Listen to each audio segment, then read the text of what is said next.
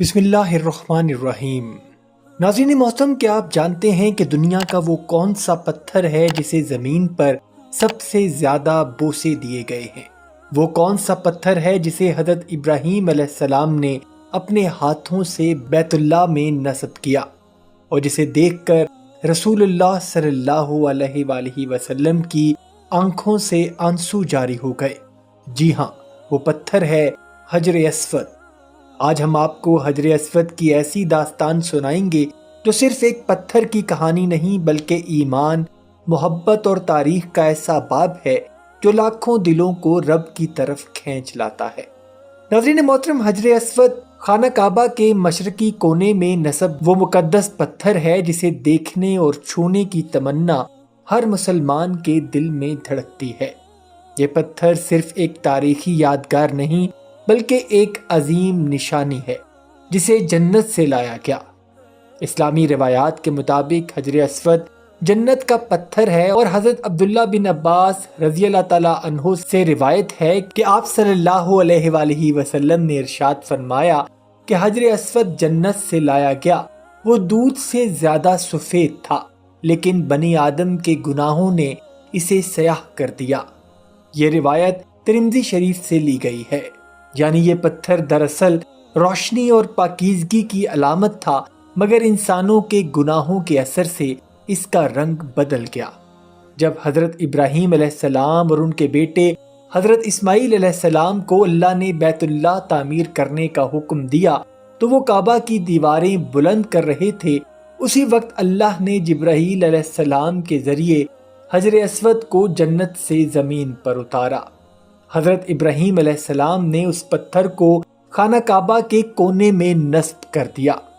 اس طرح یہ پتھر خانہ کعبہ کی تعمیر کا حصہ بن گیا اور قیامت تک بیت اللہ کی شناخت کا لازمی جزو ہے۔ وقت گزرتا گیا اور حضرت ابراہیم علیہ السلام کا تعمیر کردہ کعبہ شریف کئی مرتبہ مرمت و تعمیر کے عمل سے گزرا۔ ایک وقت ایسا بھی آیا جب خانہ کعبہ کی دیواریں سیلاب اور آگ سے متاثر ہوئیں۔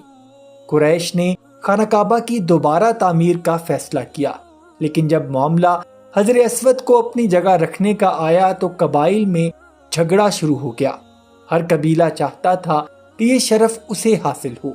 آخر کار یہ جھگڑا اتنا بڑھ گیا کہ خون ریزی کا خدشہ پیدا ہو گیا، مگر اللہ نے اپنے محبوب صلی اللہ علیہ وآلہ وسلم کو اس وقت رحمت کا ذریعہ بنایا۔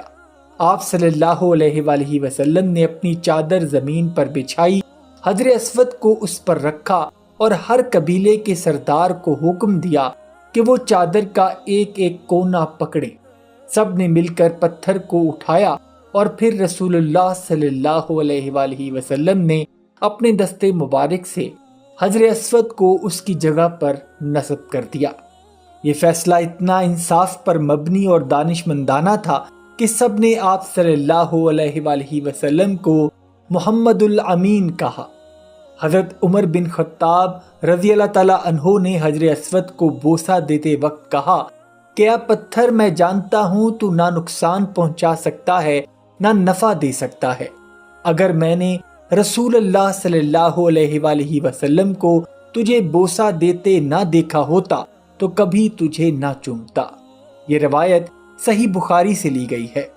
اس سے معلوم ہوتا ہے کہ حجر اسود کو بوسہ دینا عبادت نہیں بلکہ سنت رسول صلی اللہ علیہ وآلہ وسلم کی پیروی ہے۔ اسلامی تاریخ میں کئی بار حجر اسود پر حملے ہوئے۔ سب سے بڑا واقعہ 317 ہجری میں ہوا جب کرامتہ نامی ایک گمراہ گروہ نے مکہ پر حملہ کیا۔ انہوں نے حاجیوں کا قتل عام کیا اور حجر اسود کو خانہ کعبہ سے نکال کر بحرین لے گئے۔ یہ پتھر تقریباً 22 سال تک غائب رہا۔ آخرکار مسلمانوں نے بڑی جدوجہد کے بعد اسے دوبارہ کعبہ میں نصب کیا۔ اس دوران حجر اسود کے کئی ٹکڑے ہو گئے تھے۔